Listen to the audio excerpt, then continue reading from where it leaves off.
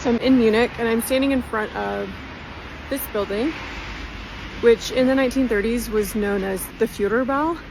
And this is where the Munich Agreement was signed. Now, if you don't remember from your history class, the Munich Agreement happened when the leaders of Britain, France, and Italy met with Hitler in Munich in 1938 and basically agreed to kind of some boundaries within Europe. Hitler had been wanting to annex the so-called Sudetenland, a part of what's now the Czech Republic, and he'd been kind of instigating problems there to like justify taking it over. And basically he met and said, listen, if we get this land, we've reunited kind of the German people, and then I'll be done.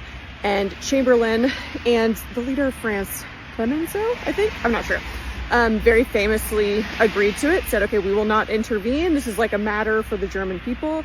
And Chamberlain came home and got off the plane and said, we've established peace for our time.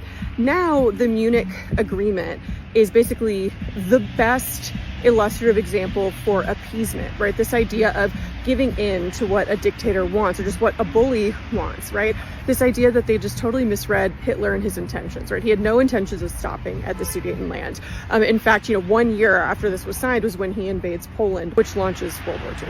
But I think it's really important context to remember that World War I was not that long ago, right? Most of the leaders who were sitting in that meeting, Hitler included, fought in World War I, right? And so they remember the devastation of that war and the brutality of it. And basically the leaders from the other countries are doing everything they can to avoid another world war, right? They think they're helping and kind of establishing peace. Now, Hitler doesn't care because Hitler wouldn't mind another world war, right? He believes that he's the strongest, that he's going to win, and that a war would actually be good for his consolidation of power and then being able to expand his empire even further.